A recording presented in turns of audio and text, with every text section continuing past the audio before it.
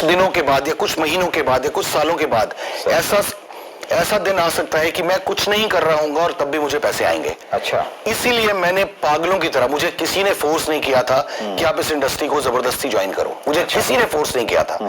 मुझे उन अंकल जी की बात याद आई और मैंने खुद अपने आप को झोंक दिया, क्योंकि मुझे रास्ता मिल गया था कि यहाँ पे पैसिव इनकम, मुझे पता ही नहीं थी सर कि पैसिव इनकम नाम की कोई चीज होती है। मालूम नहीं है। यस, तो इस तरीके से मेरा, आपकी कहानी मेरे से बहुत रिलेट करती है सर। मैंने दिल्ली यूनिवर्सिटी से पोस्ट ग्रेजुएशन किया, उसके बाद में मैंने as a teacher, as a private teacher मैंने जॉब की, फिर मैंने केबल ऑपरेटर के रूप में काम किया कि भाई बिजनेस करना है। शानदार।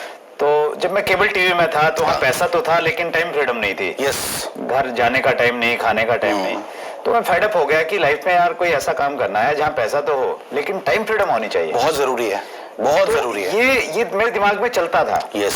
और फिर अचानक जब मुझे ये डायरेक्ट सेलिंग की अपॉर्चुनिटी मिली, मालूम चला कि भाई यहाँ से आपको टाइम फ्रीडम मिल सकती है, तो फिर मैंने भी आपकी तरह झोंक दिया। शानदार सर, शानदार, ग्रेट सर। लेकिन जब आप ट्रेडिशनल मार्केट में थे जी, दुकान आपका था, तो एक ऐसा टाइम आया होगा जब आपने डिसाइड करना था कि भाई अब दुकान किया जाए या फिर डायरेक्ट सेलिंग में कूदा जाए जी। तो वो जो समय था, क्या निर्णय लेना आसान था आपके लिए? सर आसान नहीं था, बहुत टफ था। लेकिन मैं आपको ये बता दूं, बहुत सारे लोगों को ये विश्वास नहीं होगा कि सच में मैंने ऐसा किया। प्लीज। मेरी जो 17 साल पुरानी दुकान थी, मतलब बड़ी मेहनत से अपनी दुकान को सजाया संवारा था, बड़ी मेहनत से उस दुकान के एक एक इंच की जगह को भरा था सामान से। और जब मैं डायरेक्ट सेलिंग इंडस्ट्री में आया, सिर्फ 3 महीने में मैंने डिसाइड कर लिया था कि अब मैं अपनी जिंदगी एज ए शॉपकीपर नहीं बिताने वाला हूँ। अच्छा, ओके। और 3 महीने में मैंने डिसाइड किया कि अब मैं दुकान में बिल्कुल नहीं जाऊंगा, और मैंने अपनी शॉप अपने ब्रदर को हैंड ओवर कर दी कि चाहे मैंने जितनी मर्जी मेहनत की हो इस शॉप में, अब इस दुकान से कम आए हुआ एक भी पैसा मैं अपने लिए यूज नहीं करूंगा। तो पत्नी ने ये नहीं कहा कि पागल हो गया? बहुत हुआ सर, बहुत हुआ, बहुत हुआ। अच्छा, हाँ। पंचायत पंचायत भी हुई थोड़ी बहुत। अच्छा। हाँ, डैड ने बोला बेटा तू पागल हो गया, तेरा दिमाग खराब है। मॉम ने बोला कि ऐसा मत कर, वाइफ ने कहा कि नहीं ऐसा मत कर, इन लॉज ने बहुत बोला कि हमने तो लड़की तेरे को तब दी थी जब तेरी दुकान चल रही थी, अब तू कह रहा दुकान ही नहीं करूंगा। हाँ। तो मैंने वो कहा मुझे वक्त दीजिए, और जो मैंने डिसाइड किया है मैं अपने आप को झोंक दूंगा और मैं साबित करके दिखाऊंगा कि मैं सही हूं। और सुरेंद्र जी, आपको बताना बड़ा मजेदारी वाली बात है। प्लीज।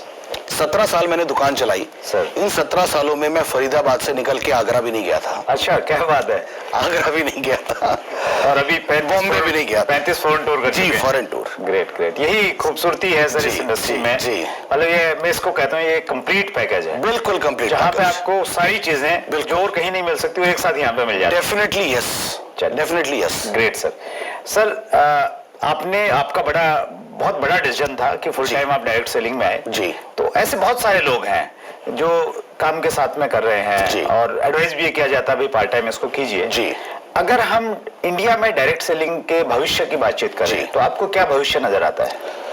सर सिंपल सी बात है, इंडिया में डायरेक्ट सेलिंग 9 सितंबर सन 2016 को गवर्नमेंट ऑफ इंडिया ने इसको लीगलाइज किया। हाँ, राइट। इसके ऊपर कुछ तो गाइडलाइंस बनाई।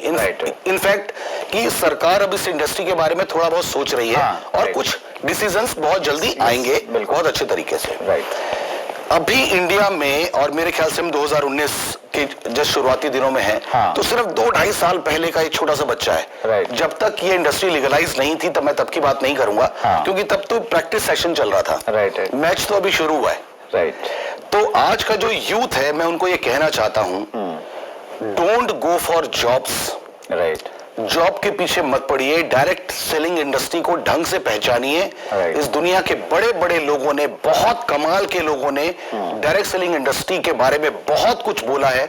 इनफैक्ट मैं तो ये कहना चाहता हूं सुरेंद्र जी कि डायरेक्ट सेलिंग इंडस्ट्री इस दुनिया का 8वां अजूबा है।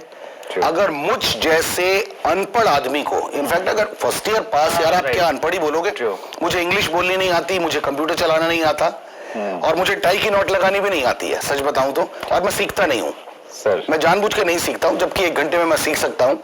क्योंकि हर सेमिनार से पहले जब मेरा कोई ना कोई दोस्त मेरी टाई की नोट बांध रहा होता है, तो मुझे मेरी एक शब्द इस्तेमाल कर रहा हूँ, मुझे नहीं मालूम ये शब्द इस्तेमाल करना चाहिए नहीं करना चाहिए, मुझे मेरी औकात याद आती है। अच्छा। कि कैसे मैं एक ऐसे शहर से निकल के आया, हिंदी मीडियम स्कूल का बच्चा, और आज यहाँ पे 2-2, 3-3, 5-5 हजार लोग मेरी बातों को पलकें झपकाए बगैर सुनते हैं। राइट।